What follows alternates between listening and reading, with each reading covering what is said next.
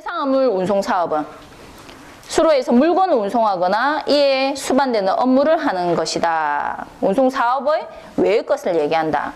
해상화물 운송 사업은 물건 화물이지 하역 그러면은 항만 내에서 하는 부분은 이거는 항만 하역 사업으로 이루어진다라는 거죠. 이걸 헷갈리면 안 됩니다, 여러분. 여기 항만이 있고 항만이 아니고 항구죠. 예, 있고 예, 육지고 여기 이제 방파제를 합니다. 배가 입출항하죠. 예. 하면 보통 우리가 해상 화물 운송이다라고 하면 해상이기 때문에 항해라는 표현을 합니다. 바다를 운항해서 화물을 운송한다라는 거죠. 선박의 행정구역 안에, 항구의 행정구역 안에서 이루어지는, 항만에서 이루어지는 운송은 항만 운송 사업에 따라서 이루어지는 겁니다. 이때 하역 사업에 관련 따라서 배가 깊이가 안 돼서 수심이 안 돼서 요게 딱 대기하고 있습니다. 그럼 뭐가 와서? 부선이 와서 짐을 실어서 갑니다. 요건 뭡니까? 화물 운송을 하지만 하역 사업이 일종으로 들어간다라는 겁니다. 요거는 항만 운송 사업이 적용되는 부분이고 요 항만구역 벗어난 부분은 화물 운송이라 얘기를 한다라는 거죠. 그래서 화물 운송이라 했을 때는 항만 운송 사업에서 말하는 이런 사업의 외의 것을 말한다. 그러니까 이 구역 안에 그 사업을 얘기하는 것이라 아니라 항만구역 밖에서 이루어지는 해상 화물 운송을 얘기한다라고 표현을 하는 거예요. 이거 이해갑니까, 여러분?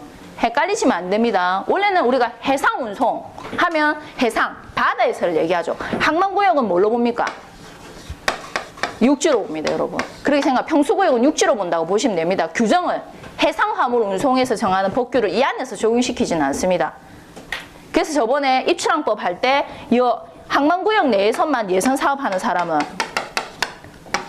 선언이라 인정해 줬습니까? 인정 안 해가 문제가 돼서 이 사람들이 난리가 났었죠. 폐업하고 뭐 근로자의 지위를 확보해달라. 그래 해가지고 이 예선과 관련된 부분을 어떻게 따로 빼서 입출항법을 만든 거예요. 항만구역 내에서만 해도 어떻게 선언을 인정해 주자고 한 거죠. 그런데 문제는 요 내에서 이루어지는 것은 해상화물 운송이라 얘기를 안 합니다.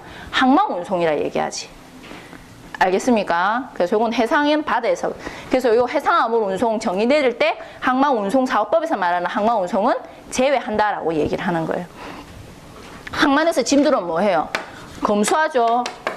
검수, 숫자가 맞는지 보는 겁니다. 그 다음에 검량, 양이 받는지 보는 겁니다. 그리고 물건 상태가 어찌 되는지 감정하죠. 그래서 하역 사업하고 요 사업들이 항만 운송 사업에 들어갑니다. 그 외 수업이 물품 공급이나 컨테이너 수리 이런 것들이 그 외 걸로 들어가고 그 외는 해상 화물 운송이라는 거죠.